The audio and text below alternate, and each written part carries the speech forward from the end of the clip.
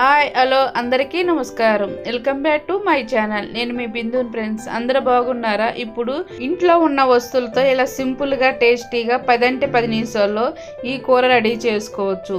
ఈ కూర చపాతీలోకి రైస్లోకి చాలా యూజ్ అవుతుంది. ముందుగా గ్యాస్ ఆన్ చేసి ఒక కళాయి పెట్టుకొని 2 టీ స్పూన్ల నూనె, 1 టీ స్పూన్ జీలకర్ర వేసుకొని సన్నగా తరిగిన ఉల్లిగడ్డ ముక్కలు 1/2 కప్పు వేసుకోవాలి. ఇవి వేసుకొని ఇలా ఒక్కసారి తిప్పుకున్న తర్వాత ఇప్పుడు అందులోనే కొంచెం కరివేపాకు వేసుకొని ఈ తాలింపుని బ్రౌన్ కలర్ వచ్చేంత వరకు ఫ్రై చేసుకోవాలి. చూడండి, ఈ విధంగా బ్రౌన్ కలర్ వచ్చింది కదా. ఇప్పుడు అందులోని ఉల్లిగడ్డ ముక్కలు కొంచెం పక్కకు జరుపుకొని 2 ఎగ్స్ని తీసుకొని ఈ విధంగా ఈ తాలింపులో కాల్చుకోవాలి.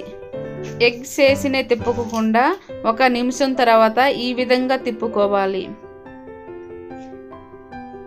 చూడండి, ఈ విధంగా అన్నది ఫ్రై అయింది కదా. ఇప్పుడు అందులోనే సన్నగా తరిగిన పచ్చిమిర్చి ముక్కలు 1/2 కప్పు వేసుకోవాలి. ఇవి కూడా నూనెలో ఫ్రై అయ్యేంత వరకు తిప్పుకుంటూ ఫ్రై చేసుకోవాలి. చూడండి ఫ్రెండ్స్, ఈ విధంగా ఫ్రై అయ్యాయి కదా. ఇప్పుడు అందులోనే 1/2 టీ స్పూన్ పసుపు, రుచికి తగ్గట్టు ఉప్పు వేసుకోవాలి.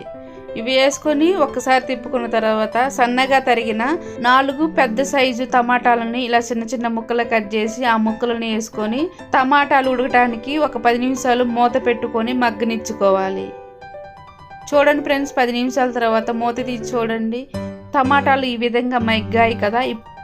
ఇప్పుడు మధ్య మధ్యలో తిప్పుకుంటూ మళ్ళీ 1 నిమిషం మూత పెట్టుకోవాలి. చూడండి, 1 నిమిషం తర్వాత ముక్క అనేది మగ్గి కూర అనేది రెడీ అయింది కదా.